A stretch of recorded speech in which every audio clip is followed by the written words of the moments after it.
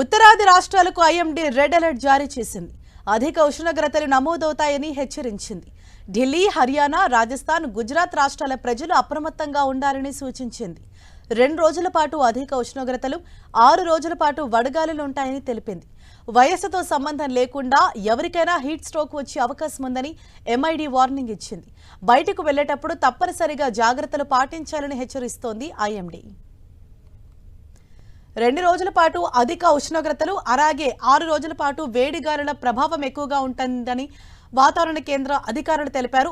ముఖ్యంగా ఉత్తరాది రాష్ట్రాలకు ఈ అలర్ట్ను జారీ చేశారు. బయటకు వెళ్లేటప్పుడు ఖచ్చితంగా, అంటే చిన్నవాళ్ళైనా పెద్దవాళ్ళైనా కూడా బయటకు వెళ్లేటప్పుడు ఖచ్చితంగా కొన్ని ప్రికాషన్స్ అన్నవి తీసుకోవటం తప్పనిసరి అని చెప్తున్నారు. లైక్ సన్ స్క్రీన్స్ రాసుకోవటం, అలాగే అంబ్రెల్లా వేసుకుని వెళ్ళటం, అత్యవసరమైతే తప్ప బయటకు వెళ్ళొద్దు అని సూచిస్తున్నారు. అండ్ బయటకు వెళ్ళేటప్పుడు అలాగే ఎప్పటికప్పుడు మీ బాడీని కూడా డీహైడ్రేట్ చేసుకుంటూ ఉండాలి. లేకపోతే కళ్ళు తిరగడం కావచ్చు, అలాగే ఈ ఎండలకి హీట్ స్ట్రోక్ కూడా వచ్చే ప్రమాదం ఉందని అధికారులు హెచ్చరిస్తున్న నేపథ్యంలో ప్రతి ఒక్కరు కూడా చాలా అప్రమత్తంగా ఉండాలి, చాలా అలర్ట్గా ఉండాలని చెప్పేసి సూచిస్తున్నారు. అంటే దేశవ్యాప్తంగా కూడా ఎండల తీవ్రత చాలా అధికంగా ఉంది. ఉష్ణోగ్రతలు రోజు రోజుకి పెరుగుతూ ఉన్నాయి.